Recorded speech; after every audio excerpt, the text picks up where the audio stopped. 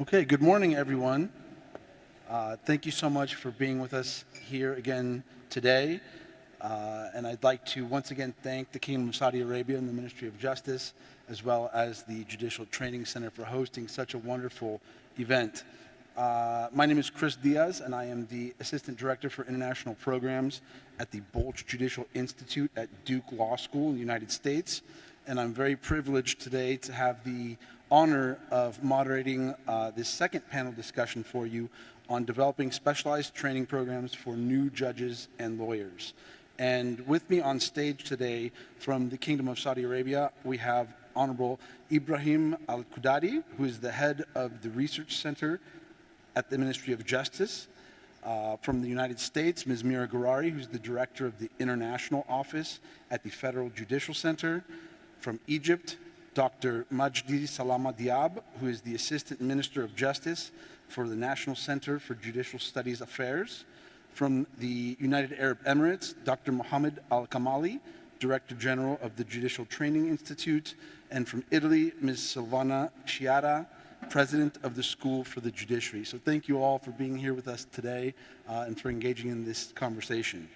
So to begin, I'd like to start by considering how to assess what new judges and lawyers really need in their training.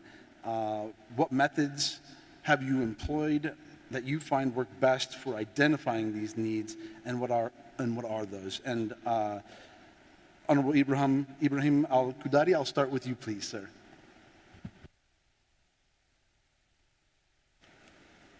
بسم الله الرحمن الرحيم. أولا أرحب بكم جميعا في المملكة العربية السعودية في هذا المؤتمر عن التدريب القضائي الذي يهم كل متخصص ومهتم بجودة العدالة والقضاء وتحسين الإجراءات من خلال التركيز على العنصر الأساسي أو العناصر الأساسية في العملية القضائية.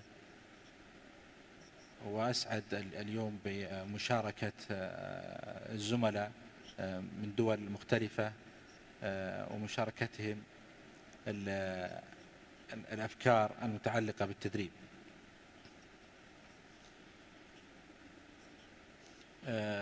حديث اليوم عن الجواب على هذا السؤال ينطلق من ممارسة وتجربة متنوعة في التدريب على الشق المدني من القانون، وأيضا الشق الجنائي، وكذلك أيضا الأدلة والإثبات. والحقيقة يعني مبتدأ صناعة البرامج التدريبية عادة ما ينطلق من تحديد الاحتياج التدريبي من خلال أولا استبانات التي تقدم للمستهدفين بالتدريب، سواء كانوا قضاة أو محامين جدد أو لهم فترة. فمن المهم معرفة ما يشعر المستهدف بالتدريب أنه بحاجة إلى تحسين فيه. فالاستبانات تقدم إلى المتدرب ابتداء وتحدد النقاط العلمية والمهارية على شكل نقاط محددة يمكن من خلالها طباعة تقرير بالاحتياج التدريبي العام والخاص لكل متدرب. أيضا من الأدوات تحديد الاحتياج التقييمات الدورية التي تعدها الإدارات المختصة بمراجعة الأحكام في المرجع القضائي فيما يتعلق بنقاط التحسين، سواء كانت تخص قضاة محددين أو نقاط عامة تحتاج إلى تكثيف أو تحسين، بالإضافة إلى الاعتبارات المتعلقة بصدور تنظيم جديد أو قانون حديث لم يتعامل معه المستهدفين بالتدريب من قبل، فأيضا يراعى مثل هذا في تحديد احتياج التدريب.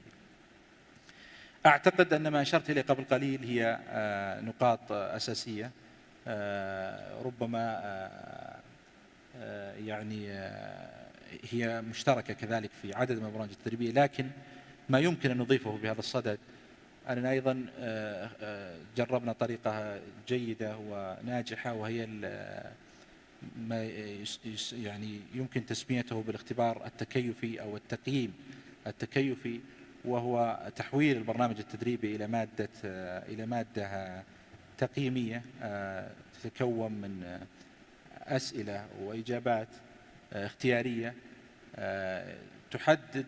يحدد البرنامج الإلكتروني من خلالها مستوى المتدرب من جهة إتقانه للمعلومة أو المهارة، وكذلك أيضا مستوى إتقانه لها وثقته بإجابته لها. ثم بعد ذلك ينتج عن هذا التقييم المطول والمكثف للمادة التدريبية تقرير مفصل يستعين به المدرب أثناء تدريبه للمتدربين، سواء كانوا قضاة جدد أو محامون،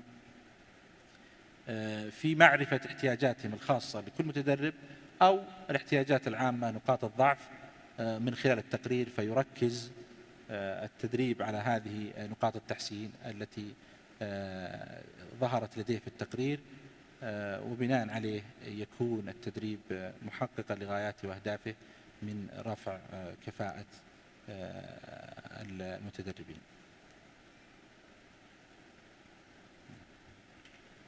Thank you, sir. I think that makes a lot of sense, the adaptive model, making sure that you're always providing new judges and new lawyers with what they need as times change and as laws change. I'm going to jump to Silvana. How does that differ from how things are done at your academy in Italy? Thank you very much for inviting me and for having me on this panel. Well, I listened very carefully to what you said.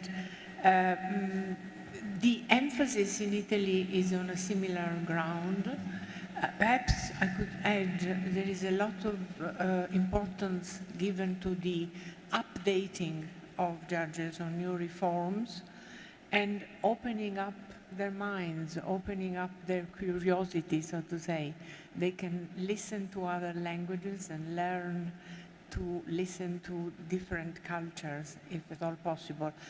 The methodology we try to share with the trainees starts from the understanding of constitutional values, which are basically the values of the rule of law, independence and the separation of powers, which is a strong point to make beforehand, and we do it very carefully in our teaching. We also count very much on the evaluation in order to choose again the same trainers or perhaps adapt their presentations. And the very important point is we try to have as many occasions of training in presence, with some webinars and some blended courses, which is a majority of trainees in presence in the different places where the school is located in Italy, and some of them connected. And even the ones connected are able to speak and to ask questions and to intervene. So there is a lot of interaction. And this is a way to listen to their needs also during the course. So I very much value this opportunity to share the Italian experience. Thank you. Thank you, Silvana. I think that builds nicely off of what Dr. Al-Qudari said. And following up with that, Dr. Al-Kamali, judges and lawyers require different skills. How should training methodologies and how do training methodologies in your country differ to reflect those unique roles? شكرا جزيلا. في البداية أتقدم بالشكر الجزيل إلى مركز التدريب العدلي والقائمين على هذا المركز بدعوتنا وإتاحة الفرصة لنا نكون بين هذه النخبة من المتحدثين والمشاركين في المؤتمر الهام. معهد التدريب القضائي في دولة الإمارات تم إنشائه في عام 92، ومنذ إنشاء المعهد يقوم بتدريب القضاة وأعضاء النيابة العامة وموظفي المحكمة والنيابة العامة.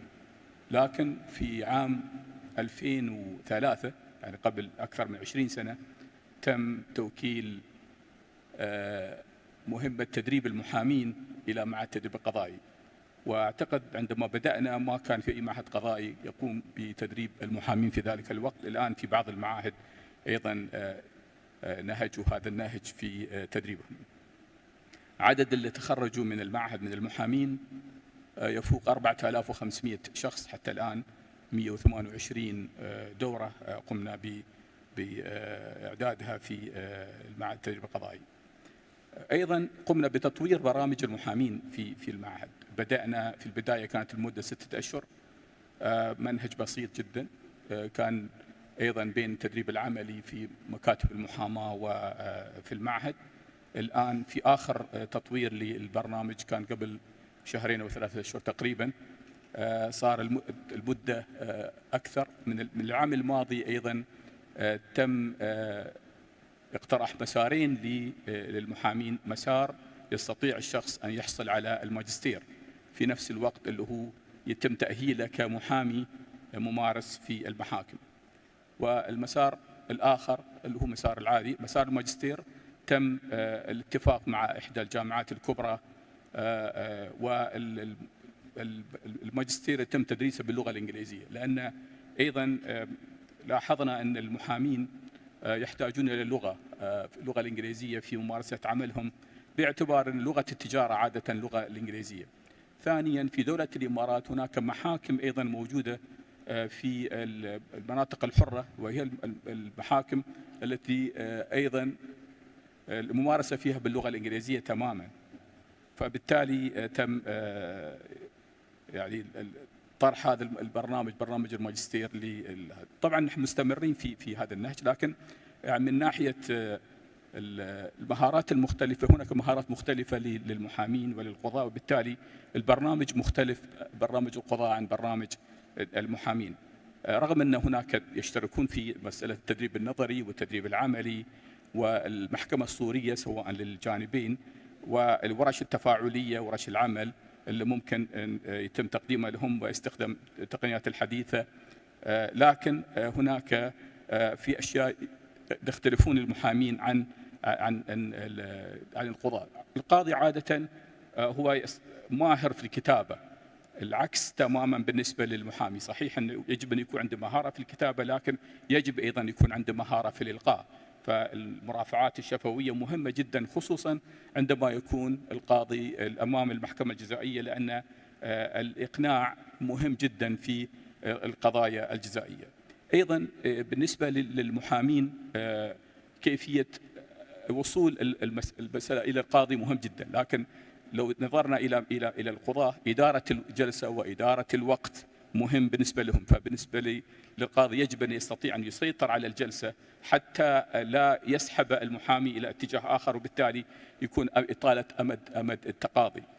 كتابة الأحكام وأيضا المداولة مهم جدا بالنسبة للقاضي، لكن بالنسبة للمحامي أيضا إدارة مكتبه وكيفية التعامل مع الموكلين، كيفية تقدير أتعابه، كيف يستطيع القاضي أنه لا ينجرف أمام المحامي حتى في مسألة السلوك، لأن لو أعطى كلمة أو أعطى وقت معين للمحامي، محامي الطرف الآخر قد يحاول أنه يبعد عن الجلسة، لأن في محامين أيضا للأسف عندهم بعض الطرق اللي ممكن بطريقة أخرى يستطيع أن يبعد القاضي من المسار الموجود، وبالتالي لا يستطيع أن القاضي يجب أن يكون هو حكيم ويكون يعرف كيف يدير الجلسة، يدير الوقت، حتى أيضا ما يطيل أمد التقاضي.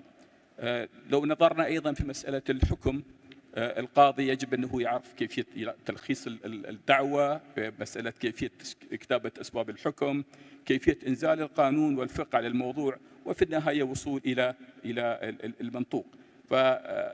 فالسرية مهمة أيضا بالنسبة للطرفين. المداولة مثل ما ذكرنا، المداولة مهمة بالنسبة للقاضي، فأيضا عندما تكون الجلسات من دوائر ثلاثية، القاضي يجب أن يستطيع أن يبدأ بالقاضي الأحدث ثم القاضي اللي على اليمين، وبالتالي يبدي رأيه في النهاية. فبالتالي كل هذه النقاط نقاط مهمة جدا، أن يجب على التركيز يعني والفرق بين المحاماة وبين بين القاضي. مهارات البحث والتحليل القانوني مهم جدا بالنسبة للطرفين، لكن أيضا المحامي يجب أنه عندما يتلاقى مع موكله يستطيع أن يبدي له النصح، هل القضية من الأفضل أن تروح إلى المحكمة أو تروح إلى الوساطة أو لا تروح إلى التسوية.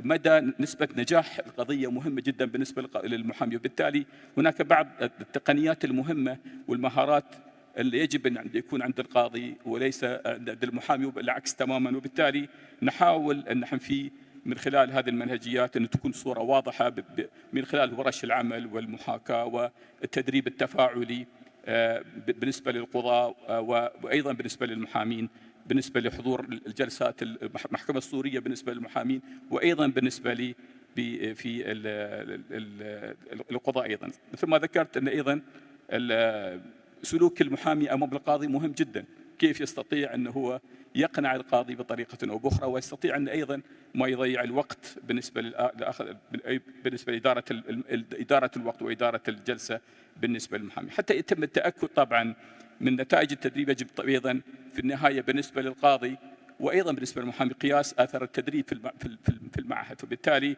نحن عادة عندنا في تقييم قبلي، قبل أن يلتحق سواء القاضي أو المحامي بالبرنامج يتم تقييمه قبل دخول المعهد، وهذا يكون من خلال امتحان لدخول المعهد أو دخول البرنامج التدريبي. أيضا يتم التقييم خلال الدورة التدريبية، وبالتالي بعد الدورة التدريبية أيضا يكون تقييمه من خلال الاستبيانات الموجودة حتى نتأكد أن البرنامج أتى يعني أكله.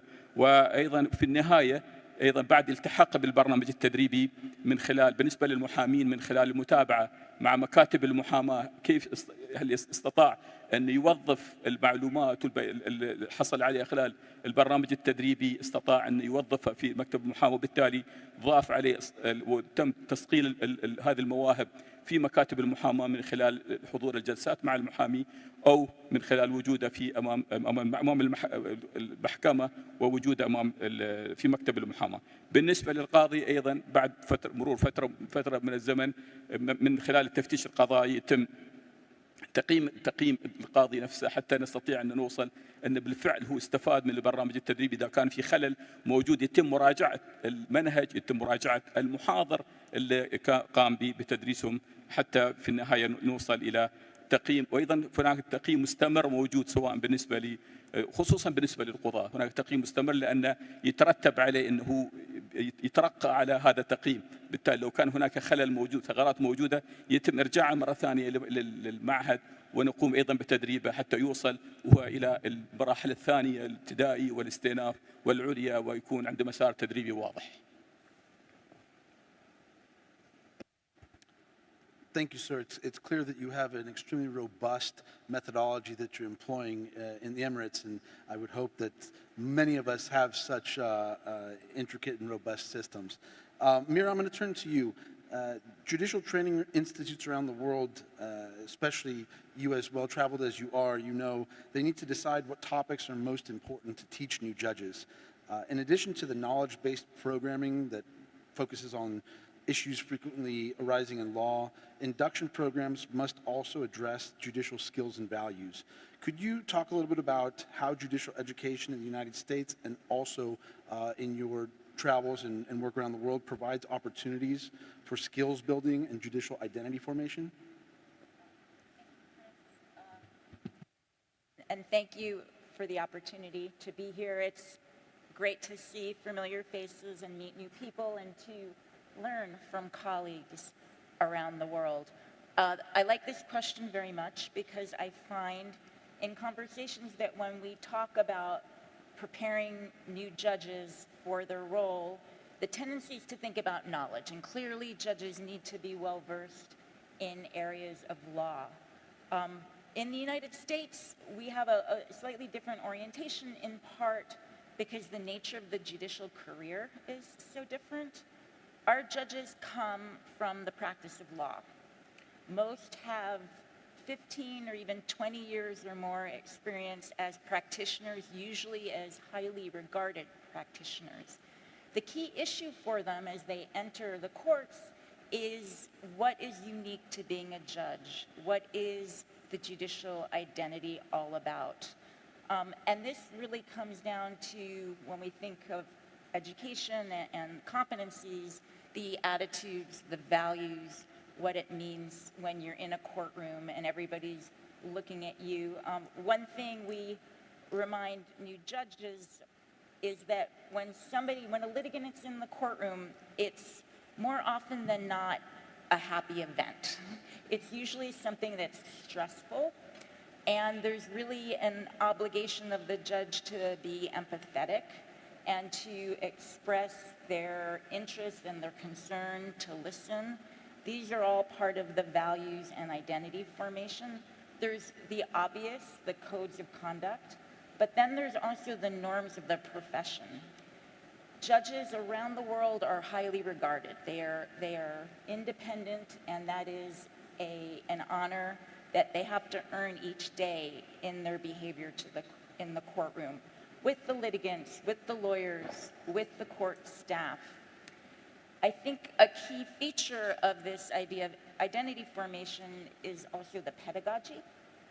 We talked a little bit yesterday morning in the session on the intersection of science and learning. We know a lot now about how people learn. There's been a lot of qualitative studies on professional education, and we know that people learn best when they're given an opportunity to practice new skills, to engage in the content that's being shared in a judicial education event. So a key feature of our programs for new judges is experiential learning. We give them an opportunity to practice everything from the skills of judgment writing to courtroom control and demeanor. An interesting part of this is also civility.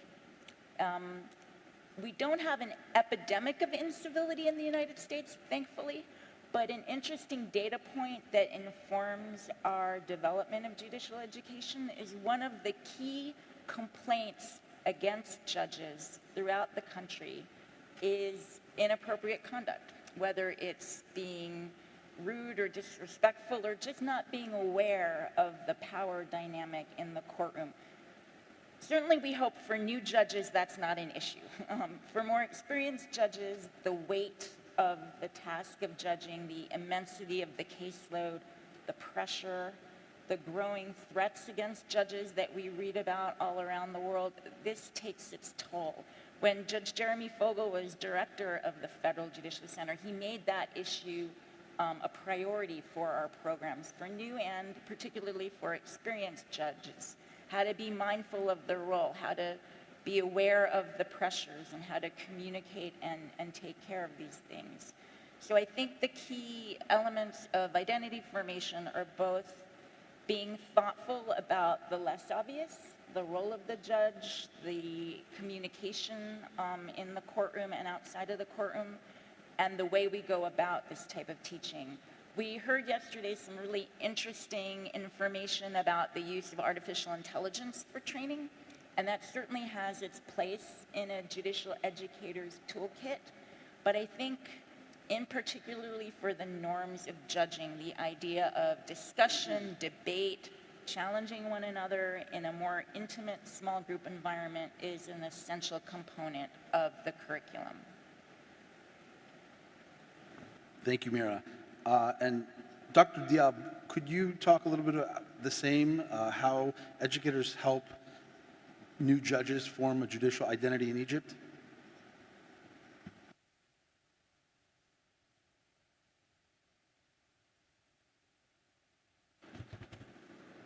بسم الله الرحمن الرحيم.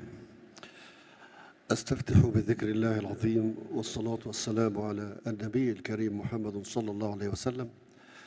وأذن لي بأن أرفع أسمى آيات التهنئة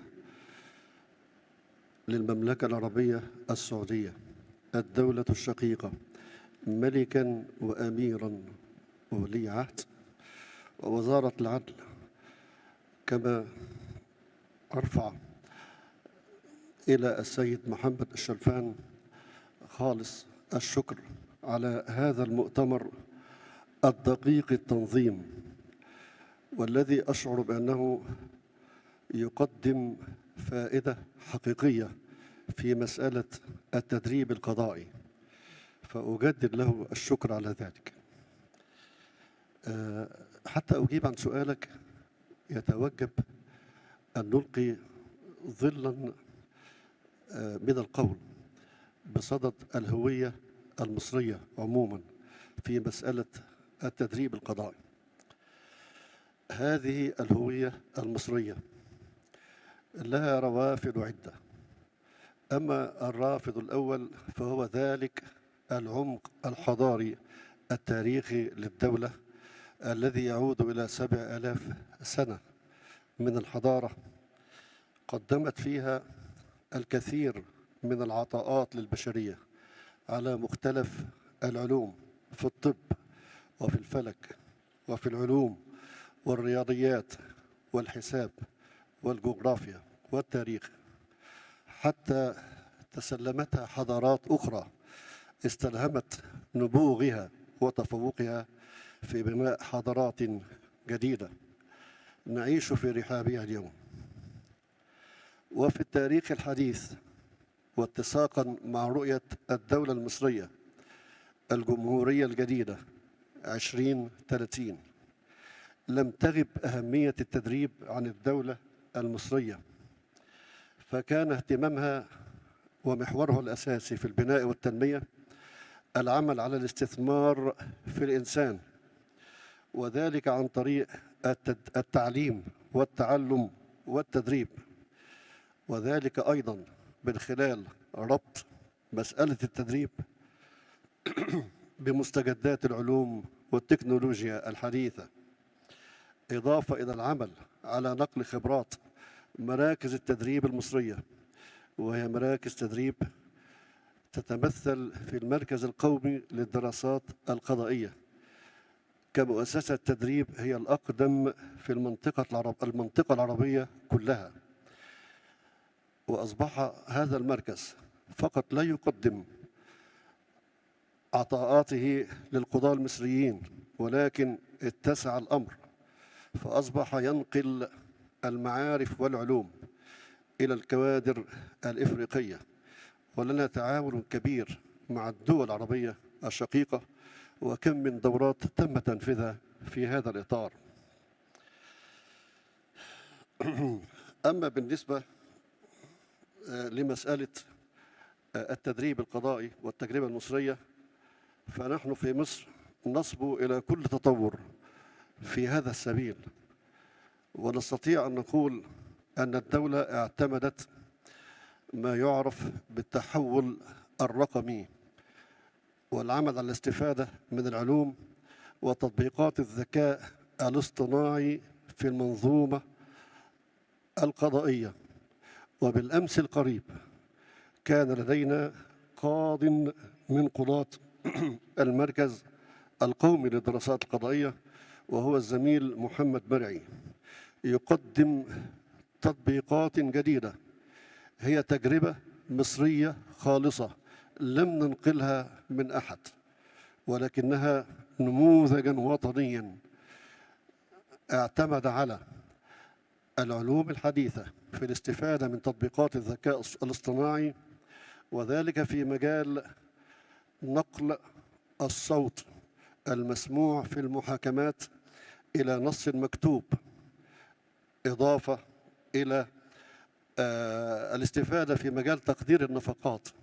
فنحن نعلم أن تقدير النفقات في مجال الأحوال الشخصية يشوبه كثير من الإسراف أحيانا، وأحيانا تجد قضاة آخرين يقتترون، يعني يقدمون نفقات بسيطة، في حين تجد قضاة آخرين يحكمون بنفقات كبيرة ولا توجد معايير. فأمكن لنا من خلال هذا البرنامج المصري الخالص من العمل على طرح وسائل مساعدة للقاضي حتى يستفيد من الذكاء الاصطناعي، ليس تغولا على سلطة القاضي التقديرية في تقدير النفقات، ولكن تقديم المساعدة القضائية لتحقيق الانسجام في تقدير النفقات بين الدوائر. وهذه مسألة أيضا أعتقد أننا لن السبق فيها. أما في إطار التدريب نفسه، فنحن نعتمد بالنسبة مثلا لتدريب القضاة، هتكلم على تدريب القضاة ثم تدريب المحامين. تدريب القضاة نعتمد على إدارة ما يعرف بدورة التكوين الأساسي للقضاة الجدد. هذا التكوين الأساسي نعمل فيه على أن القاضي يخوض دورة متكاملة تعتمد عدة محاور. هذه المحاور تؤهله للعمل في أي قطاع، سواء كان قاضيا جنائيا أو كان يعمل في دوائر العمال أو الدوائر الخاصة بالتعويضات أو دوائر الأسرة أو غيرها. وهذا البرنامج أيضا يعتمد عدة محاور. أولا يعتمد على الارتقاء بمهارات اللغة العربية. هذه اللغة التي هي لغتنا في كتابة الأحكام لابد أن تكتب بصيغة نحوية وقواعد لغوية سليمة، إضافة إلى أننا نعتمد على التدريب العملي للقاضي قبل أن يجلس على المنصة، وذلك بأن نستحضر له قضايا حقيقية، قضايا سبق الفصل فيها بأحكام باتة من المحاكم، وتطرح على القضاة في مجموعات صغيرة لا تزيد المجموعة عن 14 قاضيا، 14 قاضيا فقط، يجلس فيها أحد خبرائنا سواء المفتشون القضائيون الأول أو نواب رؤساء محاكم النقض أو رؤساء محاكم الاستئناف المصرية، فيعطون لهم علوما جمعوها بمياه أريقت من أعينهم حتى يقدموها إلى القضاة. هذا التدريب العملي أمر مهم جدا حتى يلامس القاضي القضية بنفسه، ثم عندما ينتقل إلى المحكمة لا يهاب أبدا القضية. كذلك ينبغي أن نشير إلى خصوصية النظام القضائي المصري. فالنظام القضائي المصري ليس مثلا كالنظام الأمريكي أو الإنجليزي أو النظم الأنجلو ساكسون، باعتبار أن النظام القضائي المصري هو أحد تطبيقات النظام اللاتيني. نجد فيه القاضي دوره يختلف تماما عن دور القاضي في الأنظمة الأنجلو ساكسونية. فإذا صح لنا أن نقول أن الدعوة تسير أمام القاضي في الأنظمة الأنجلو ساكسونية، فإن القاضي المصري يسير الدعوة بنفسه. وهذا أمر يقتضي في الحقيقة الارتقاء بثقافة القاضي نفسه، وأن يعلم في إدارته للجلسة بأن تتوافر لديه مهارات إدارة هذه الجلسة من خلال علمه بمواضع التقدير والتقييد في قراره حيال أدلة التحقيق التي تثار أمامه بالجلسة، حتى لا تكون ممارسته للسلطة تحكما أو إفسادا. أما بالنسبة للمحامين فالحقيقة أن مركز الدراسات القضائية لديه تجربة ناجحة في تدريب المحامين، لا سيما المحامين بدولة الصومال، حيث قمنا بالفعل باستحضار بعض الكوادر ذات الكفاءة العالية في مجال المحامين، وأعددنا لهم برنامجا يستهدف إلى الارتفاع بمهاراتهم، وننظر إلى المحامين باعتبارهم أعوان العدالة، ونعمل في الفترة القادمة إلى زيادة التعاون في هذا السبيل. هذا هو إجابتي.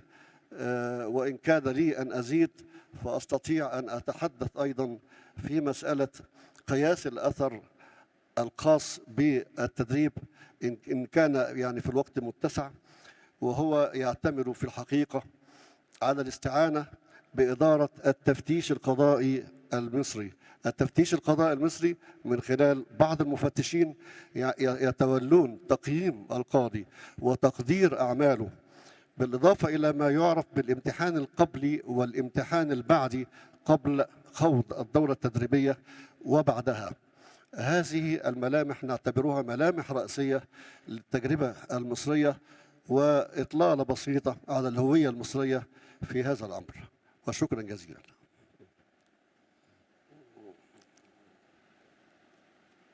Thank you so much, Dr. Diab. It's clear that there's a lot of pride in the Egyptian judicial identity, and it's wonderful that you've taken such a leadership role both at home and abroad when it comes to judicial education. And since you started discussing a little bit about evaluation, I'm going to ask Honorable Judge Al-Qudari here a little bit about evaluations and progress monitoring here in Saudi Arabia. How do you measure the impact of training programs on the performance of new judges and lawyers, and what are the main challenges you face in doing so?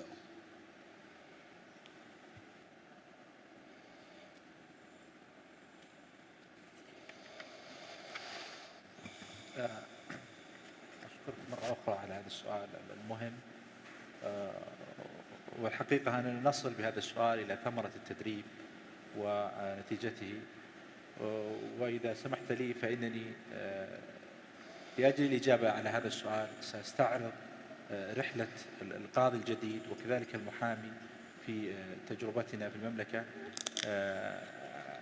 أعتقد أنه يمكن القول أن المنضم حديثا إلى السلك القضائي الجديد كذلك أيضا المحامي هو في الأساس يمر بفترة تقييم حتى يجتاز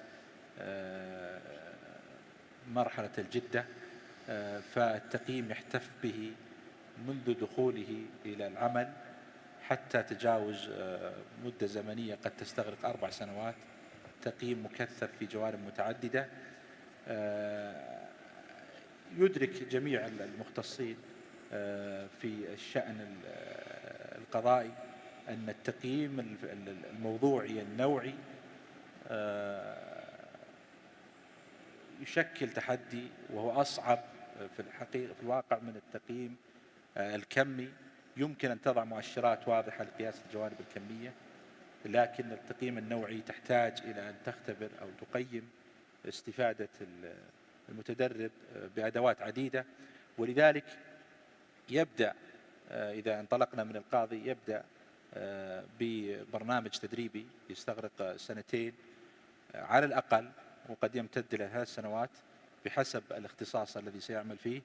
يتناول البرنامج هذا الجوانب الإجرائية التي يتعين عليه أن يلم بها ويتقنها، وكذلك أيضا الجوانب المعرفية للمجال القضائي الذي سيدخل فيه.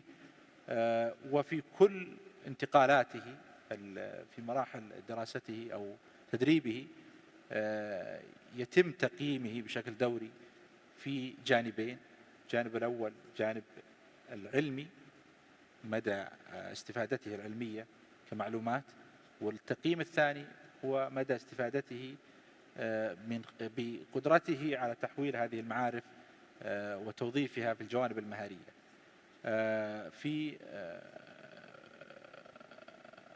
أوان ذلك يعني يستعمل المدربون المناهج التدريبية التي تقيس كفاءة المتدرب في وفهمه للمادة، مثل كما هو شائع أسلوب دراسة الحالة، عرض القضايا، مناقشتها، المشاركة في تكييف الوقائع وتسبيب الأحكام، تقييم جودة تسبيب الأحكام. بعد ما ينتهي القاضي من هذه المرحلة التي يمكن تسميتها مرحلة تعليمية تدريبية مكثفة، ينتقل إلى مرحلة تدريبية أخرى تركز بشكل أكبر على الجانب الممارسة تحت إشراف قاضي أكثر خبرة،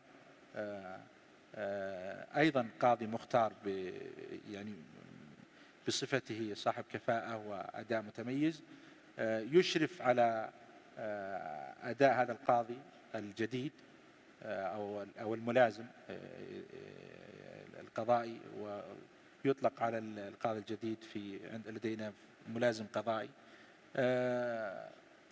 يشرف عليه ابتداء من دراسته للقضايا وإبدائه الرأي فيها، وكذلك أيضا قدرته على إدارة الجلسة، الجوانب المهارية المتعلقة بالمرافعة، أيضا مستوى تكييفه للوقائع وقدرته على تنزيل النصوص على الوقائع، كذلك أيضا جودة تسبيب الأحكام والنطق بها، كذلك أيضا يقيس القاضي المشرف عليه الجانب المتعلق بزمن الفصل في القضية، فكما أن القاضي يعني يتعلم في بدايته الجوانب العلمية والمهارية، فكذلك أيضا الجوانب المتعلقة بزمن الفصل في القضية هي مراعاة وهي جزء من العدالة وجودة القضاء. يعد في الواقع الملازم يتدرب عند أكثر من قاضي في كل مرحلة. إذا انتهى من التدرب مثلا بعد 6 أشهر ينتقل إلى قاضي آخر في تخصص آخر ليستفيد خبرات إضافية. في كل مرحلة يقيم القاضي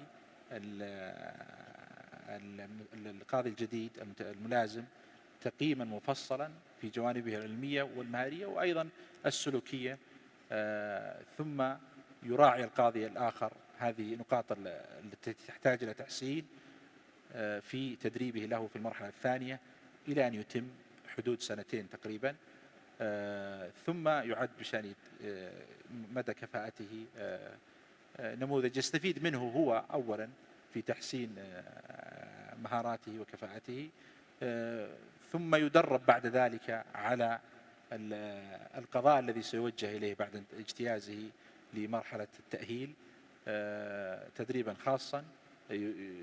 أيضا هو يركز على دراسة القضايا ودراسة الحالة أكثر من تركيزه على البعد المعرفي، باعتبار أنه حين وصل إلى هذه المرحلة يفترض أن يكون قد حقق الجوانب المعرفية بقدر كبير. هذا فيما يخص القضاة الجدد، بالإضافة إلى القواعد الأساسية الشائعة التي أعتقد أنها مشتركة: تقييم رئيس المحكمة، تقييم الإدارة المعنية بتلقي الشكاوى، قياس تحسن القاضي الجديد خلال هذه الفترة في هذه الجوانب، هل تم تلافي النقاط التي تحتاج إلى تحسين أو لا. كذلك أيضا فيما يخص المحامي يخضع لتدريب لا يقل عن تدريب القاضي، ولكن مع التركيز على المهارات التي تخص المحامي، ثم أيضا يجتاز للحصول على الرخصة اختبار كما هو معروف، وأيضا يتدرب المحامي لدى مكتب محاماة ويشرف عليه ويرفع إلى الإدارة المعنية تقريرا بنقاط القوة والضعف لدى المتدرب، يستفيد منه المتدرب ابتداء، وأيضا يساهم في تحسين مهاراته وقدراته بشكل أفضل.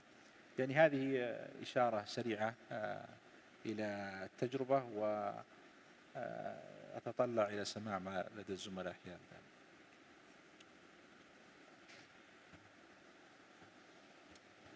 Thank you very much, sir. It sounds like you put a lot of thought into evaluation, into monitoring, into mentorship of new and young judges, and that's really a wonderful thing to hear.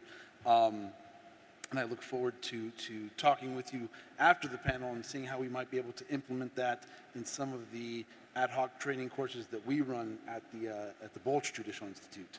So I'd like to jump now back to Silvana. And Silvana, In many parts of the world, judges are generalists, yet they are asked to deliver judgments on cases that can deal with very specific, often technical issues. How have you leveraged the expertise of non-legal experts, academics, practitioners, just non-judges, to supplement judicial training in Italy? This is a very interesting question for me and also for some experiments we are having in the Italian school. Let me start by saying that there is a tradition of having both judges and academics in courses. The academics are chosen very carefully. They're not too much theoretical, but a little bit of theory, I think, is not bad sometimes to be combined with more pragmatic approaches which the judges offer. And judges who come to the courses and are trainers have a long experience in training. They're still in-service judges. They have special permission to come and teach, and then they go back to their jobs. And I think this is a way of showing the real face of a judge who can also be a teacher and sort of expand this identity of the profession that has been stressed so much. And I like very much this expression. The other thing I want to stress is that we encourage very much the presence of non-lawyers in some specific courses. For example, we have a long-lasting experience in a course on communication, which is the communication of justice, generally speaking, and also the way a judge should talk to the press and make the judgment better understandable to lay people. Well, in this course on communication, we normally have some journalists, experts in legal issues of the leading Italian newspapers. And then we have linguists who can encourage the use of language with sort of avoiding the stereotypes and avoiding unsuccessful expressions, so to say. And that's interesting. And then, for example, in special courses we had to deal with, unfortunately, because this is a dramatic issue in Italy, on domestic violence, we had the presence of psychiatrists and psychoanalysts explaining techniques of helping particularly secondary victims as well as those who are the victims themselves. Then what else? We had in initial training sessions, we have a special long 1 year dedicated training for new judges, those who are not yet in service, they're about to enter their functions.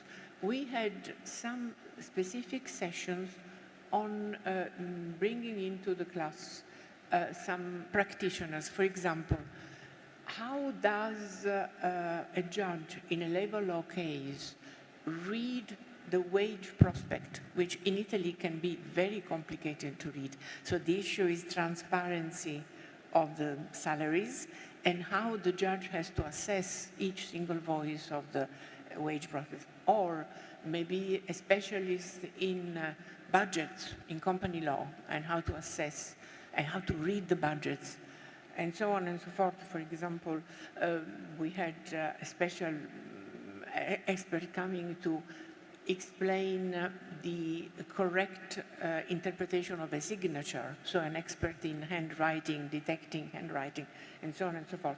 These are little segments of an overall, I think, well-coherent system of training, which nevertheless add to the training of the judge in very practical matters. I'm very proud of quoting one specific example, because this year, at the beginning of 2025, I had the honor of inviting to the school, the main place of the school is near Florence, in a place called Scandicci, in a wonderful villa where the school is located, and the classrooms are very large to offer space for a very high number of initial trainees. Well, we had extraordinary people coming to talk to the judges. They are non-lawyers, and they are members of the oldest Academy of Science in the world, which is called Accademia dei Lincei. Galileo Galilei was a member of this academy. Well, we had, for example, a Nobel Prize talking to the judges and explaining certainties and uncertainties of science. We had a mathematician talking on artificial intelligence, very simple way. We had the demographer, a literary expert, and even we shall, at the end of this month, we'll have a well-known art historian talking on the law for the protection of the landscape and of environment. This is a way of exposing the new judges to other languages. I stress this point very much. They have to be in the world. They have to be part of contemporary society, and therefore it was very good that these eminent people very happily decided to come and talk to them.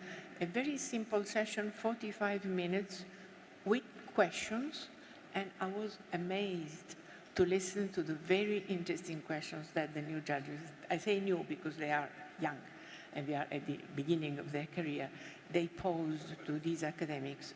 I really think this opening up of horizons, and I say this again, of stimulating some curiosity towards the world and to correct information, because I trust these renowned people, these academics, are telling the truth. You know, they're disguising the true theories on knowledge and science, and this was mentioned before. So I think we'll probably continue this experiment and expand as much as possible the culture of judges. Of course, not forgetting that the main core of the training are the technical issues, and they are very much on the new reforms, on the interconnection among different disciplines, so a lot of interdisciplinarity as well. This is what we try to do in Italy. Thank you. Thank you so much, Silvana, and I so appreciate your inclusion of non-judges, non-judicial personnel in that training. Coming from academia, I know how important it is when we bring non-judge experts to speak to our judges. However, I also know that it's important that we teach them how to speak to judges to make sure that what they're explaining resonates. Now, we are out of time, but I do think it's quite important. I have one final question that I'm going to pose to Mira, and Mira, I'm going to ask if you can do this relatively quickly, but you and I have talked a lot as we've worked together around the world about how to share all this knowledge that we have in this room and that we as judicial educators doing work in different parts of the world have acquired. Do you have any thoughts on how we might develop and share these resources, maybe in similar fashion to the website you were talking about yesterday on artificial intelligence? Yes, thank you, Chris. And this is a topic that we both talk about all the time. And actually what the Kingdom of Saudi Arabia has done with this conference and the one last year, and I know they're planning another soon, is bring us all together to share ideas, to share experiences. Clearly, our legal systems are quite different. But even in this difference, the the way judges are appointed, their needs are similar, and the techniques that the educators use to meet those needs, we can really learn quite a bit from one another. I would be remiss not to call out the International Organization of Judicial Training, which is an international organization of judicial educators that meet every other year for a 2-, 3-, 4-day conference. It's an amazing opportunity to hear from experts in judicial education from around the world, to actually see demonstrations. That's where I saw the Canadians do this experiential learning modality for eyewitness testimony. It's at an IOJT conference. Raf from Belgium is very much engaged in that. They have a website, iojt.org. I think an ongoing effort that we should think about is an online portal for judicial educators. The Bolt Judicial Institute and the Federal Judicial Center have discussed how to do this. We welcome other partners. It would be a platform to share links to programs. With the gift of AI, we can actually do translation now, and so we can share information and experiences even more fluidly. So that would be a work in progress, and we welcome partners as we brainstorm how to put this together. So thank you for the opportunity to share these ideas in this important panel. Thank you, Mira. And thank you to all our esteemed panelists. We so appreciate your time and the conversation this morning.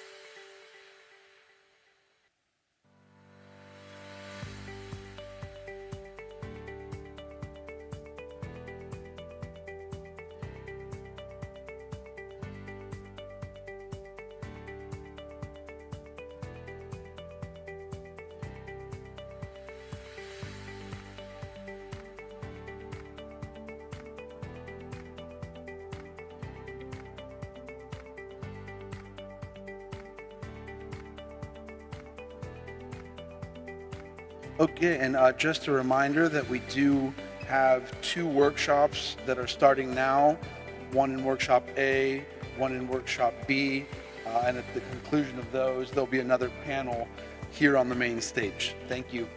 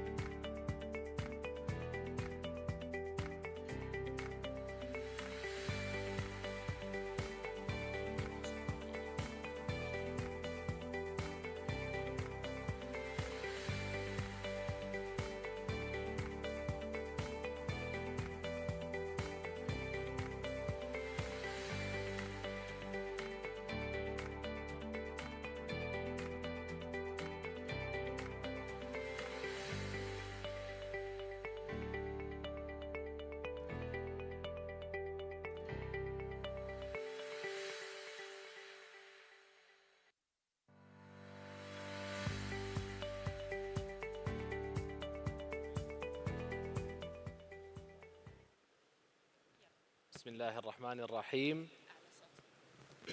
بسم الله الرحمن الرحيم.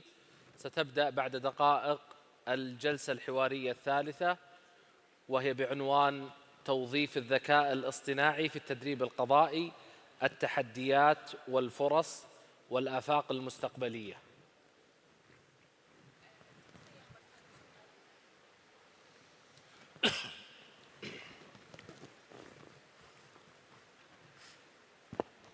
ستبدأ بإذن الله بعد دقائق الجلسة الحوارية الثالثة بعنوان توظيف الذكاء الاصطناعي في التدريب القضائي، التحديات والفرص والآفاق المستقبلية.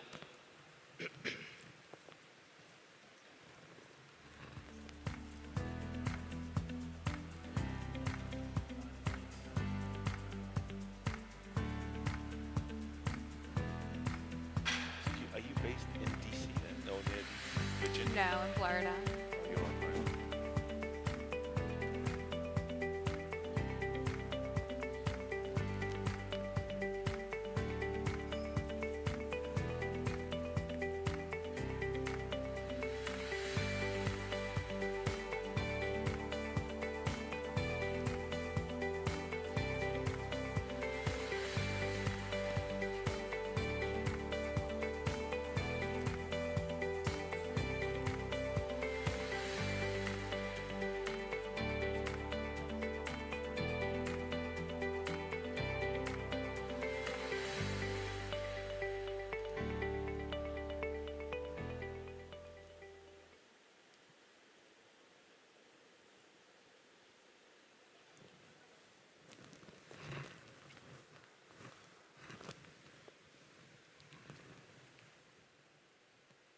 Assalamu alaikum wa rahmatullahi wa barakatuh. Good morning, everyone, and welcome to our panel discussion on leveraging artificial intelligence in the judicial training, challenges and opportunity and future prospects. We are honored and to welcome our distinguished expert joining us from different parts of the world. From the United States, Professor Frank Emmert, Professor of Law, Director of the Center International and Comparative Law in Indiana University. Welcome, Professor. And Professor John Flood, Professor of Law and Society at Griffith University from Australia. And also with us, Mr. Eric Christensen, the CEO of Area 9. And Ms. Vanessa Alzati, the President and the CEO of Kirkpatrick Partner, and Mr. Rahim Shamji, the founder and the CEO of ODR International from UK. Welcome. Each of them will bring unique insight on how AI can shape the future of judicial training. I'm looking forward for fruitful and engaging discussion, and let us start directly. I usually like to start with the bad news, so we will start with the challenges. And what are the biggest challenges, the challenges of technical and legal and culture in adapting AI in judicial training? Professor Emmert, let us begin with you. What do you see the main challenges? Thank you very much, and thank you for having me here today. It's a privilege and an honor. I think we have to all remind ourselves that ChatGPT was introduced only 3 years ago to the public, and the latest iteration, ChatGPT 5.0, which is not even the only model, is really quite amazing. The kind of interactions you can have with this technology, the questions you can ask, and the generative answers you will get are fascinating. But we also have to understand the limitations. These models are all sharing one problem. They are overconfident and under-specialized for us as lawyers. I have recently engaged with one of these models, Perplexity, you may have tried it, and I asked for case law citations to support a certain doctrine, and I got about 10 cases, and they were all invented, hallucinations. And I went back and said, can you double check, please? These don't seem correct. And the model said, yes, you are right, and here are the real cases. And the next batch was just as invented. And I found it inventing statutory references and even academic articles. And that's just one problem. We've heard about biases in the data, right? That certain information will be modified because of historic or other biases. We have also discovered there is a bias that information that is around, I call it a quantitative bias. So there is a lot of references to older statutes and how they are applied. But if there are recent changes in the law, the AI may not know that because there are not a lot of references yet. And one of the biggest problems for us as lawyers and judges is privacy. The newest models have been trained on trillions of tokens. That's a lot of data. But our interaction, when we ask prompts and we upload documents, continues to go into this ocean of data that trains the AI and improves it. So when we upload client documents, that becomes part almost like the public domain. And if you ask your client whether they are okay with sharing their contracts and their documents with the whole world, the answer you will get is pretty obvious, right? So that's these models, the large language models are great, but we have to be aware of these problems that they pose. So now there are two responses. There are many law firms now, they create in-house models that are disconnected from the ocean of data so that they can control the amount of interaction and who has access to the data. They can upload documents, contracts, and so on. And it's in-house. I call them small language models. They are not going to be good at generating creative answers to novel questions. They have a different purpose. They're more like databases. And then there are professional providers, and they are trying to sell us more and more specialized applications for lawyers. And they say, well, you know, you don't have to worry about privacy, and we are better than your in-house model. And I have two problems with them. First of all, I don't trust them. And second, they're not as good as the large language models, right? And they're expensive, much more expensive than the large models. So they are maybe a good idea in the future, but I don't think they're ready for what we need right now. So from the perspective of a judge, I do not see one single solution now that meets all of our needs. And maybe I'll finish here. And Thank you, Professor.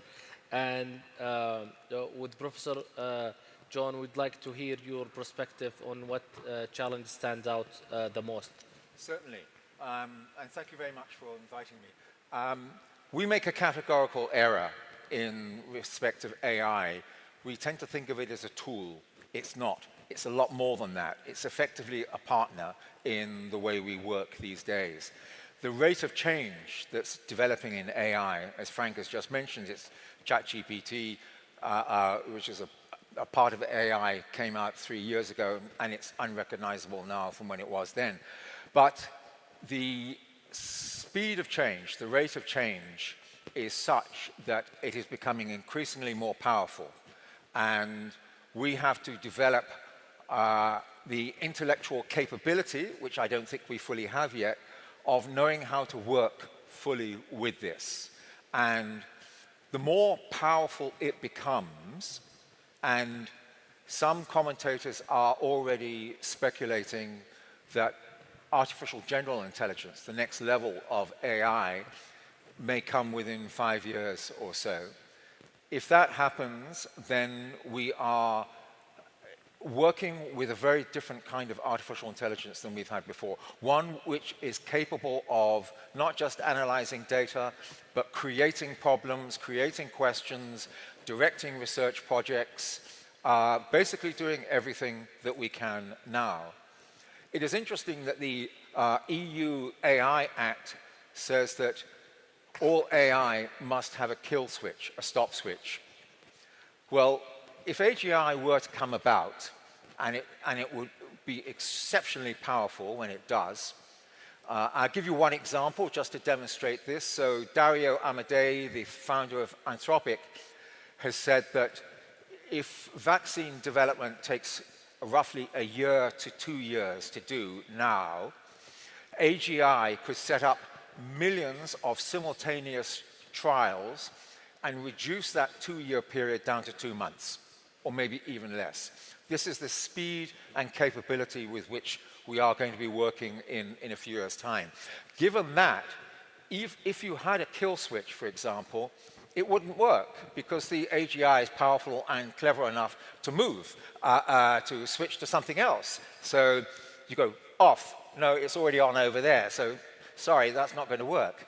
And so it creates what we call a set of wicked problems. This is a theoretical term, meaning these are problems which are not susceptible to easy solutions. They are ones which are developmental. You have to understand the context in which this is working, that there's no necessary right or wrong answer because it will keep changing all the time. This will keep changing and evolving. Now, if you look at it from the perspective of judges, to wrap this up, judges are fallible, they're human, they're expensive, they're fairly short-lived, 50, 60 years, 40 years maybe in terms of practice. AI is infinite in all respects of those things. We will go beyond the hallucinatory phase that we're in now. That will be dealt with as more and more data is accumulated and the AI is training itself and reproducing itself and correcting itself and refining itself so it becomes over those things. So I'm obviously looking into the future here. So the extent to which is what will be the role of a judge in a period of rapidly developing powerful AI? And to be honest with you, I'm not sure. Yes, we want humans involved. Humans bring compassion, empathy, and all of those sorts of characteristics. AI can be trained to appear to be like that. Whether it is or not is another thing. So I think there's an immense opportunity, and there is immense range of problems as well, none of which, frankly, we're prepared for yet. We have to start now to think about what's going to happen in 5, 10 years' time, and we haven't even started to really think about what we're doing now. Thank you, Professor. And thank you for your perspective. And let us move to the principle that should guide us. Professor Frank, what the ethical principle that should guide us when trying to interrogating the AI into the judicial training? Yeah, that's a very good question. And I think what we have to understand is, for the time being, we want to be and we need to be in charge.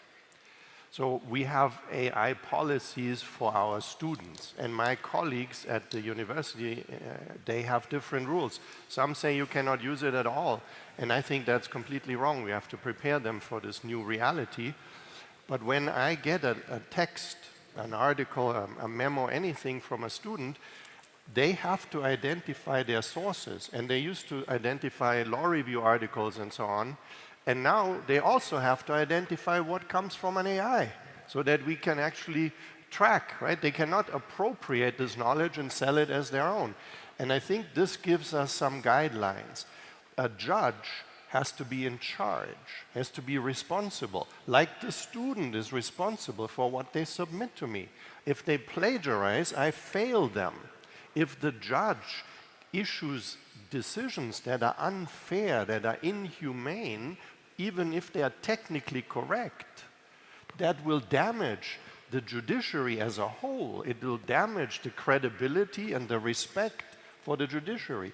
So what we need to train every lawyer, whether from starting with the students, the attorneys, the judiciary, is mastery here. We have to be in control. We have to know which tools, which AI to use for what purposes, and we have to check the results and make sure that this is what we actually want. Now, 5, 10 years from now, if we get to this artificial general intelligence, are we still going to be in charge? No. Hopefully. No, no, Yeah. we're not. Doctor, you can add your perspective. Well, I mean, this is the problem. I'm not quite sure what we are in charge of, if you see what I mean, because the pervasiveness of AI into every area of life is such that we won't always detect its presence when it's operating. And that, of course, is potentially dangerous because it means if we're not aware of it, then it can be doing things behind our back, so to speak, that we really ought to take account of.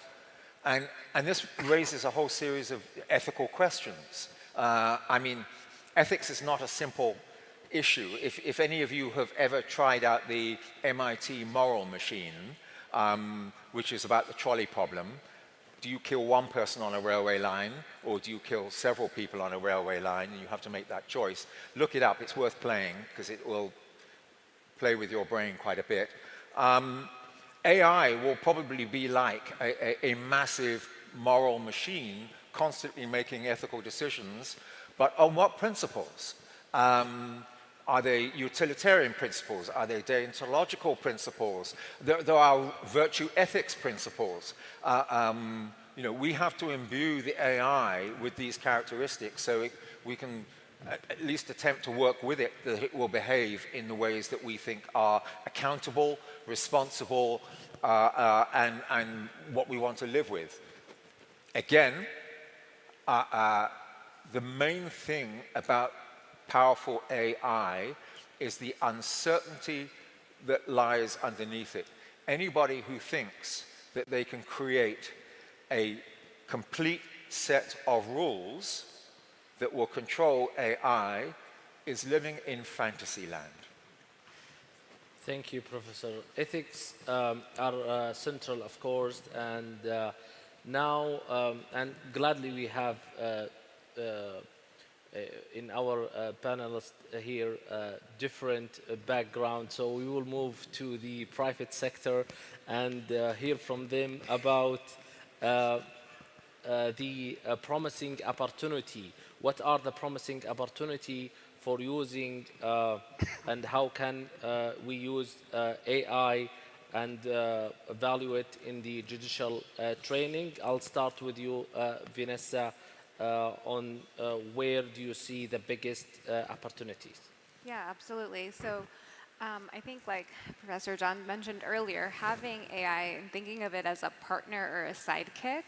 Right now, ChatGPT is my sidekick, Chatty as I like to call them, but it's not completely controlled. And there are things that are challenges. If you put in the Kirkpatrick model, for example, it doesn't pull in any of the updates that we've made to the model. And I've got new updates coming in 2026. So we've got to think about some of those things.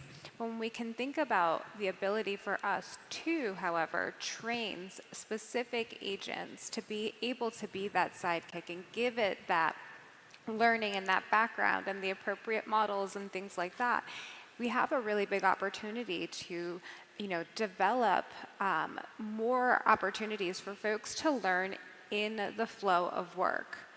It's not just about learning when they go to your institute, but also what support do they need when they're back out on the job, and how can you ensure that they're pulling the right, accurate information? And that's where I see one of the biggest promising opportunities is to develop these supports and these agents and know that they are gathering the right information to share back. Thank you. Mr. Christensen, from your experience in learning science and AI, what are the opportunities stand out? So I think that we are facing an interesting dilemma here, where we on one side can vastly overestimate the impact and the possibilities, and at the same time completely miss the boat. One of the interesting things is my background is medicine. I've worked in education all my life.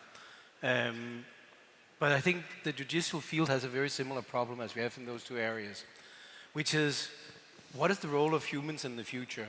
How do we actually fit ourselves and how do we continue to bring value? And in the past, we've prepared people, including in the legal domain, we've prepared people to be human hard drives of information. And it was actually an advantage to be that, because you were able to get to productive work faster. That's not the case anymore. We, just in our world, we used to have a relatively big layer of people with an academic background, PhDs, masters of certain areas. We don't have them anymore. In 1 year, we've reduced that labor force by 80%. 80. And that's something that shows us that the discussions we've had about the fourth industrial revolution that would be coming over 10 to 20 years, the timelines are so compressed. So the question is, if we're in the situation now where that happens, what does that actually mean for a field like either the judicial field or medicine?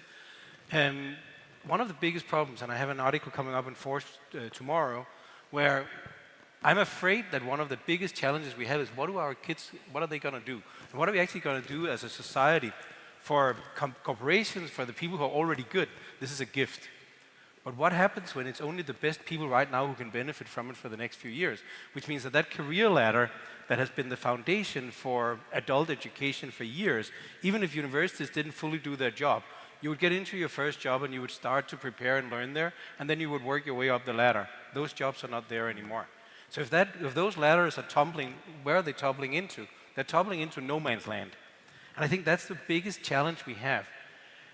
And one of the most obvious but wrong assumptions to make right now is that because we have all that information and all the answers readily available in our pockets, means that we have to learn less in the future.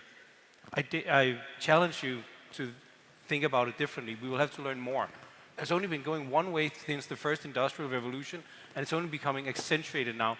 We will have to be able to master more knowledge to be able to stay comfortably uncomfortable with these uncertainties we have to deal with. And in order to do that, we will actually have to become Renaissance humans that are able to span a very vast variety from ethics over computer science. I've started programming again. I've known for 30 years I would never have to write a line of code again in my life. It's not the case. I've been programming all morning. So I think we're facing a very, very different set of challenges. And I think we as society need to figure out, what do we do in this transitional phase for the next 5 years, where the best will become way better with way less help from the people who's the future. Thank you. Mr. Rahim, I want to hear your insight on the opportunities. Thank you very much, and thank you for the kind invitation, everyone. Delighted to be here. Look, I wanted to, I mean, so much has been said, and opportunities and challenges go hand in hand. We are not looking at the revolution, as Ulrich put it, probably from the right lens. So we're all thinking about how we can do more by knowing less. And we need to start thinking about doing more by knowing a lot more. And I have been speaking to a very good friend of mine whose name is also Rahim, and he's an AI writer. And he's got a book coming out next year, and the book is called Super Skills. And he says, in order to survive the AI generation that we, especially our kids, are going to be fully immersed in, that you will need to know so much more and be an expert in so much more in order to find that these opportunities are real and we can reduce the challenges. So this is the first thing. And the second thing is, in the short term, we think that AI is going to be great at mimicking what we were doing in the past. Just go research this for me, that I don't have to do it. But also there's a translation, and I don't think we've quite understood the translation of going from not knowing what AI was 3-4 years ago at a consumer level to now using it. 40-50% of all searches take place on some form of platform. We have lost these translation skills. And there's 2 skills that I tell my students about when we train them in alternative dispute resolution. One, everything that you used to do needs the word digital before it. So if you had empathy, that was a big skill, you need digital empathy. If you were talking about vocabulary, you need a whole digital vocabulary. And we are not translating or trying to understand how that done. We just think it's mimicking. And the biggest mimic we had was when we were able to work online and have meetings like a Zoom or a Teams. So we think, well, the way I run a meeting in a boardroom, I will run the meeting on the platform. Except there's so much more you can do in the way you connect. But we need to think about translation. So this is an opportunity, but also a challenge. But maybe I stop there, Dr. Abdulaziz. Thank you. And that takes me to the next question. Of course, we know that AI provide a very quick access to information. But I want to focus on deeper learning, on long-term learning. So, Mr. Yurik, if you can talk about the deeper learning and your experience on this concept. Yes, I think one of the opportunities here, because it's this technology is both generating some challenges for us, but it's also the answer to many of our prayers. And I think that in order to get to this kind of deeper learning that we've been pursuing in education for decades, but not been able to, simply because we couldn't overcome this challenge of how do we actually learn that more, at the same time as freeing up time to learn in a different way so that you can apply and use what you've done. And I have a book I've worked on for 4 years together with Tony Wagner, long-term researcher at Harvard. One of the books called Mastery. And it's because mastery is a different kind of learning. It's a learning where it's not about what you know, it's about what you can do with what you know. And making that shift from one to the other is a critical change in how we organize our education systems. And AI can help with that. AI only can help indirectly so far, and it's actually not necessarily large language models. It's different kinds of AI, like the judicial system here in Saudi has been deploying for the last 3 years, where you can speed up the time to get the basic knowledge in place so you can free up capacity to learn in a different way. But I just want to highlight one more thing in terms of what deeper learning means. It's not just to what you're able to do with what you know, but there is a third dimension that is important now to highlight. It's also your ability to learn even more. Like that generic ability to be able to absorb more and learn more is critically important when things are moving at a pace where I sometimes feel like what used to be a year of R&D is a week now. It takes a week. If you now claim that something is not possible, or somebody claims that, you have to ask, did you check the last 2 weeks? And that's a new thing, which means that our ability to be plastic as humans is going to be more important than ever before. Yes, thank you. And Vanessa, I want to hear your opinion, especially regarding the evaluation of training. Yeah, absolutely. I could spend probably the 50 minutes, if you would allow me, talking about measuring an impact. This is where I see some of the greatest opportunity. For years, like we actually just heard in the previous panel, it was more difficult to sort through some of that qualitative data. But truly, that is where the richness is in our evaluation. And that's going to tell us the most of what our judges need, right? But it was just so difficult to sit down and code all of that data. So just earlier this year, we leveraged our own AI technology to conduct an impact study and code, like tens of and thousands of interviews and stories that we were hearing. And we were able to find the stories, we were able to find the causal mechanism that because they participate in this intervention, it led to these second, third, fourth order effects. To ask one of our consultants to do that would have taken just so much time. But now we were able to conduct that impact study within 2 months, and that was only because some interviews took a little bit longer to sift through. And so now I was able to take that data and convert it to quantitative and marry that also with the quantitative. And so I think we talk a lot about return on investment in learning and what are we getting out of it. And now we're able to really think about truly what part of the learning was from the training, in a contributive fashion, and then what part of it were these other factors. And I don't want to diminish those other factors. I actually think they're the most important. And now we have this opportunity to really layer in a lot of different sources of learning, which is really what we need. I think also with an opportunity, and what I heard from the panel earlier, the sense of community is really what, for me, is the future of learning.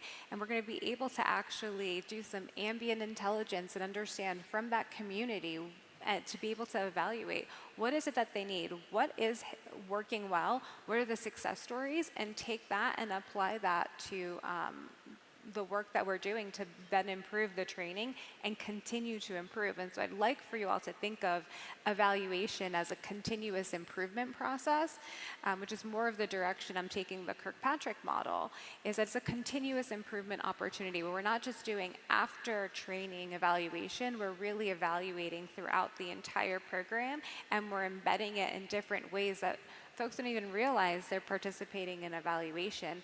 And we're so close to making evaluation much easier. I would not have said this before 2023, but I think that we are so close now, especially that level 3 behavior change and level 4 impact. It's truly amazing where we're headed. Thank you. I know you're doing very great job on the evaluation, the impact. I want to go to Mr. Rahim, continuing on the role of technology company.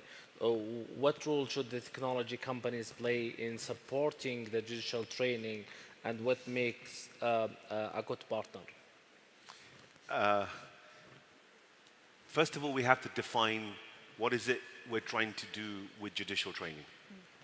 Because I think this is, I work with several different judiciaries, and we've worked together before here as well, thinking about what is the goal.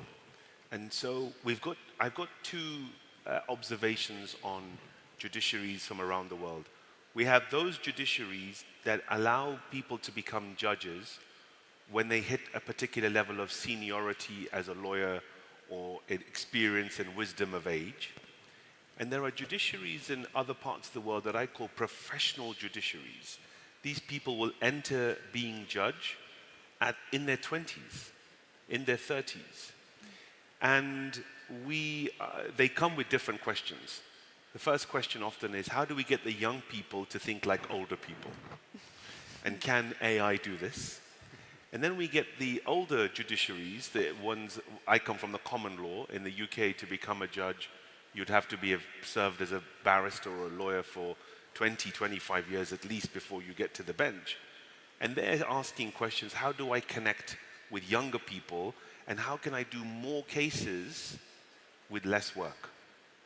How can we get that data assimilated, monitoring and evaluation of what's happening in the room, etc. So I always think, first of all, you have to ask the question, what's the goal?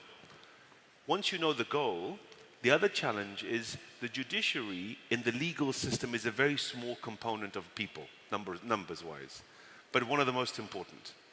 So if you look at the tech companies right now, and I was in London at the Legal Tech Talk conference that took place in June, and this is Europe's premier tech companies, all showing their brands, all the big brands that we know about. And if you ask any of them about, are you doing any work in judicial work? They say no. They say because where the money is for them is with the lawyers. If you talk to them about, are you helping mediators and arbitrators and conciliators? The answer is no. And what they're doing, though, when they want to work with the judiciary, is they're saying, well, let's see what data we have from the big numbers, and then extract that. And so if you're looking for companies that are working with judges, or for judges, or judicial centers, judicial institutes, you want companies that are dedicated to that space. And that's difficult. If you do a survey right now of the top 20, 30, 40 brands that are saying that they're working in AI in the legal system, you're going to find maybe 3, 4 that will say we are only, or we have a team specialized at looking at judicial training. So when we're looking at partners, that's number one. And the second thing to think about is, where do you want to go with this knowledge? What is it we're trying to improve? So in the UK, one of the big things we have is a backlog of cases. So one of the needs is to improve the backlog. And they're thinking about what kind of cases are suitable for an AI judge maybe. What could that look like? Is it quantitative or qualitative? And I know in the panel before we had, that was a theme that came up a couple of times. If you have a debt of $5,000, do you really want to fight this out over qualitative? Should we just go on the quantitative, make some decisions, get rid of it? What do those people want? Do they want resolution or do they want their day in court? And so we have to really start thinking about that user journey, but the user journey always comes from what are you trying to achieve as an institution looking at judicial training. Thank you. I also want to hear your points about in what way can AI reshape judicial thinking and prepare judges for the new challenges, including the technology dispute and the metaverse? That's a loaded question. We could have a whole session on the metaverse. We could have a whole session on legal disputes to do with technology. Look, there are countries, there are organizations, particularly here in the Gulf region in the Middle East, which are really thinking about these questions in a very, very sophisticated and pragmatic way. Judges need to become super specialized in understanding the gravity and the wide breadth of knowledge that AI can help them with. So a bit like the previous point that some of us made, Ulrich talked about it, I said earlier, you can't know less, you need to know more. This applies to even specific niche professions. The judiciary is a niche profession. Oncologists, hematologists, looking at very specific areas of medicine, need to become deeper experts so they can understand how that technology could help them. And we're thinking about things in the wrong way. So take the metaverse. You know, the metaverse, the project was this, we thought was going to be the next thing. AI has come along and given it a little bit of a push to the side, but it's around. Metaverse, understanding, I would claim 85–90% of judges around the world, whatever they are, have no idea what's going to happen there. How do you get that knowledge across in your judicial institutions, in your judicial training, so that, and think about longevity. You've got to think about judges coming in at a younger age, with my humble opinion.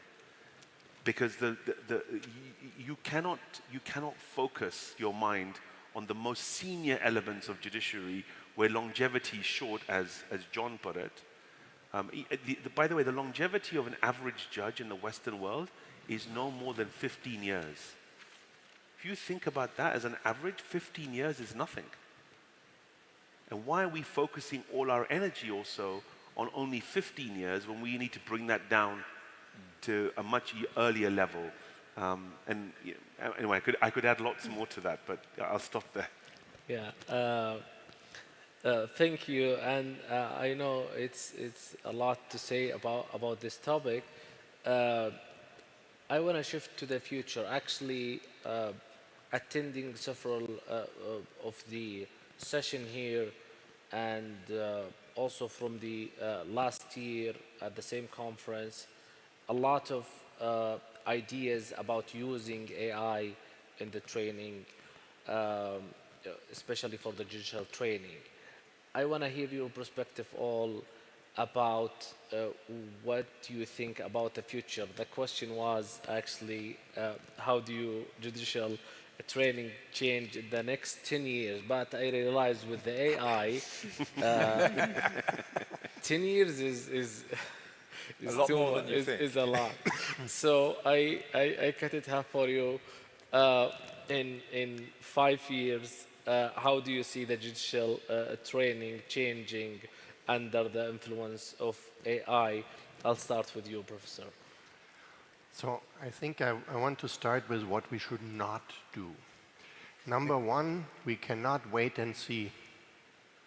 We cannot just wait for the AIs getting better or protecting privacy and data better or whatever. This is not a good idea. We have to respond now. Yes. Number two, we should not prohibit or try to prohibit our lawyers, our judges from using the technology. First of all, they're going to do it anyways, right? They're not going to tell us if we prohibit them from using it. Secondly, how can they learn how to use it well if we don't let them use it? Number three, I think we must not try to ring-fence the ocean of data out there, because the big, large language models, they only get better if they get the interesting questions and they get documents and information. Yes, we have to remove personalized information, privileged information, but we should not try to hamper the development of the technology by trying to compartmentalize it. Now, that being said, what should we do? And I think there's also 3 points. And the first point is we need to cooperate. This is a global problem. This is not something that one country or one organization can try to fix a little bit better than someone else. And I love what we're doing here because we have a unique gathering of experts and practitioners, right, where ideas and information can be exchanged at a very high level. Great initiative. Number two, we have to start early with training our judges and never stop. So the first time, a law student enters, I'm trying to sell that to my dean. Orientation week, I want to include already a session on AI for the legal profession when they start their very first day in law school. And we have to continue. This is not something that you learn and then you know. It's an evolving target, and you have to continue with educational opportunities. And finally, I want to say that the ideal judges will be the ones that can not only master this technology, but they also know everything around it. And several points were brought up already by my colleagues. Professor Sciarra was telling us about the Italian approach, teaching, seemingly unrelated subjects. I think Ulrich brought up the Renaissance man or woman, right? So we need lawyers, judges who are in the world, who understand how things come together, because then they can really render those judgments that are fair and that will be perceived as equitable and will be accepted, rather than mechanical jurisprudence that can actually turn out to be cruel if we trust the machines too much. Thank you. Professor John, if you... Well, I think we need to distinguish between artificial intelligence and human intelligence. So artificial intelligence is all about the power of computation, using data drawn from everywhere. And that will just get more and more powerful. The human consciousness, which we do not understand, by the way, yet, don't really understand how the brain works, obviously brings a whole plethora of new talents, other talents, empathy, creativity, originality, lateral thinking that AI does not seem to be engaged with at the moment. We need to develop those sorts of things. The other thing I think is, and I follow from what Frank is saying here, is that law and dispute resolution is a global game these days. You asked about are the AI companies going to fund judicial training and so on. No, but the litigation funders might fund you to do that sort of thing, because they are making a lot of money, and basically cases can be heard anywhere. Countries compete to bring cases into their courts these days. So it's a very lively business, and I think AI will become more and more implicated in that globalization of dispute resolution. And that means, and I really do endorse this, cultural knowledge is going to be paramount. And if you don't have it, if you don't get it, you will lose out of this completely. And so I think you have to develop a sort of cultural sensitivities for all of your judges, for all of your lawyers as well, to understand where they sit in the global game of dispute resolution and law. Thank you. Ulrich? So I think, and sorry to be the party pooper here, but I think one of the things that we're facing is that this is not going to be easy. Like, people hope for getting a syringe that they can just inject themselves with and weight loss happens. I used to use that as a joke that that would not happen, but it did. But it's not enough. Lifestyle changes are important, and we have been facing a very similar problem here. This is a mentality issue. This is a matter of changing our attitude to learning and to continue to learn over time. And if we think that learning the old way will cut it in the future, I think we're going to miss the boat. So I think that, unfortunately, and I've faced this issue recently with somebody thinking that you could learn in 30-second snippets. I mentioned it yesterday as well, so I apologize for the repetition, but it's shocking me that there are still people who think that you can learn hard things in an easy way. Like, we don't have any good answers to this. At best, we can probably cut training time down to half in the traditional world. That is enough. But it's not something that will be easy. This is going to be really, really hard. And it's going to be a huge mentality shift. And that's why I'm not as optimistic that this will happen at the speed that AI is changing right now, because we have a education system with enormous inertia. But I think we have more urgency than we think we do. I'm on the board of a very large technical university in Europe, and we have had these discussions, luckily, for some years. But not that much has changed in 3 or 4 years. And when somebody tries to change stuff, the press is all over those professors trying to change it because they're not doing exams anymore. But what if the future is not how you perform on exams, but how you actually make real value out of the knowledge you have?